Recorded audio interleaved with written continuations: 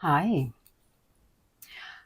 The holiday season is quickly approaching, and I hope that we all, meaning we all, are in a comfortable place, having as stress free a time as possible. I thought that this would be a good time to go over the traits of a narcissist. This is How to Think Like a Narcissist, and this is from a site that I mentioned in a video I did about Sarah Boone, where we were discussing what the hell is really wrong with her. And this is a therapist named Christine Hammond, and she has a site called growwithchristine.com, and I will link it below. And I find it very helpful and very interesting.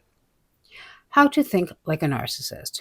Why would anyone want to intentionally think like a narcissist? The way a narcissist thinks is so foreign that in order to predict their next move, a person needs to think like them.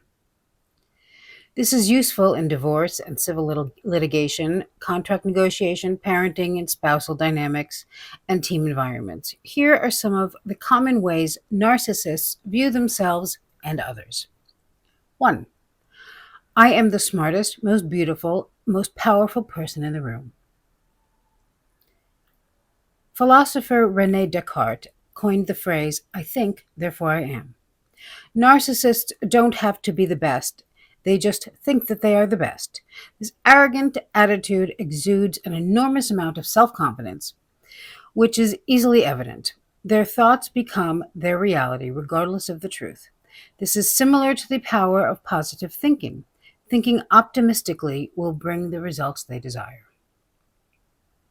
2. I am better than others.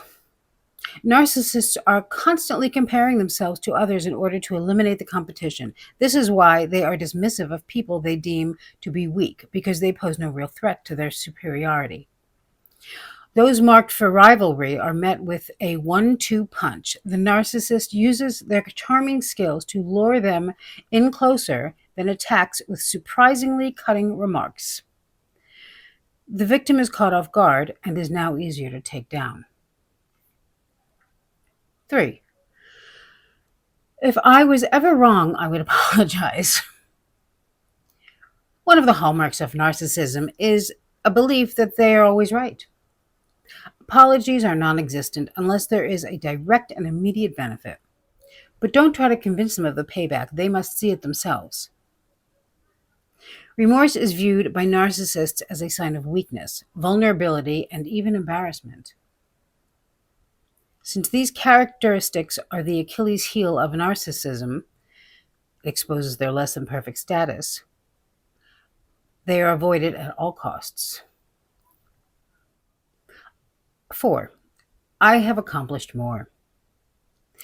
If a person speaks of their accomplishments to a narcissist, they will be met with minimization and exaggeration. The narcissist will first dismiss or belittle the person's achievement to keep their ego in check, and then one-up them by embellishing one of their own successes. All of this is done to keep the attention focused on the narcissist and not the other person. Ironically, the narcissist will even complain that the other person was bragging and deserved to be knocked down a couple of notches. 5. I deserve to have it all. The entitlement philosophy of narcissism is exhausting. They believe that because they are better than or harder working than others, they deserve more. Of course, they don't actually do more. They just say they do and take credit for others' works on their behalf. As Gaston conceitedly states about Belle, a woman he wants to marry solely because of her beauty, from Beauty and the Beast, that makes her the best. And don't I deserve the best? Belle won't have him, but he refuses to take no for an answer and continues to relentlessly pursue her because he feels entitled. 6. You must do what I say. Narcissists expect immediate and automatic compliance with their unreasonable demands or wishes without any feedback. They are unwilling to listen to the opinion of others, especially if it differs from their own. Any resistance is met with an intense, angry rant or the silent treatment, followed by withholding of love, attention, and recognition. This starvation tactic usually forces the other person to relent and do what was asked. However, instead of this bring peace, the narcissist demoralizes the person further by picking apart what they did. This restores their ego and reinforces the belief that they are better than others. And 7, I don't have to follow the rules. Narcissists view rules, boundaries, and laws as restrictions for others and guidelines for them. This includes unspoken social decorum expectations, rigid human relation procedures, very specific driving laws, and interpersonal boundaries. They see no issue with others being forced to succumb to the limitations, but they won't be controlled by anyone. This attitude allows them to justify their behavior and maintain an untouchable status. When dealing with a narcissist, keep these statements in mind and expect them to act accordingly. Then strategize. This will make predictions about their behavior more accurate and, interestingly enough, less frustrating to manage.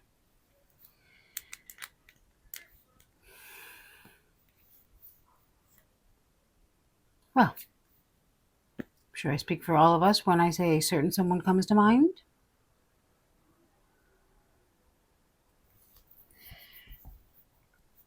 I have another matter of business. I still have some letters. I have some coming in, and I am collecting them, and I'll do a video on the next letters soon. And I have another project. So we had briefly discussed in a live stream that poems might be a good idea.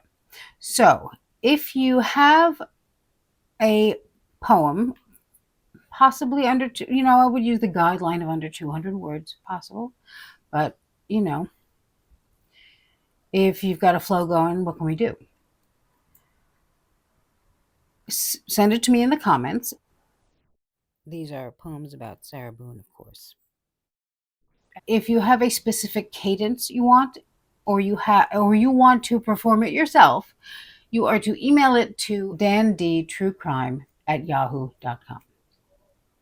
I will put that below as well, because he is going to make a video of a few of them. I don't know how many. He doesn't know how many. We don't know. We might not even get any. But that's the plan. So, and we're not talking, this is not a very rigid plan. You can just put your poem in my comment section. If you want a video potentially made from it, you can say yes, a video would be great. Or you just want me to read it, you can tell me. Or if you don't care either way, just don't say anything and I'll figure it out. A nice holiday poems for all of us. I will warn you that usually during the holidays, the sirens ramp up because, families are together and things can get pretty ugly. I've got a few things that I'm working on for us, some things that we've all discussed, going over, watching together, whatever. So I'm looking forward to the next month or two. And thank you for watching. I will see you very, very soon.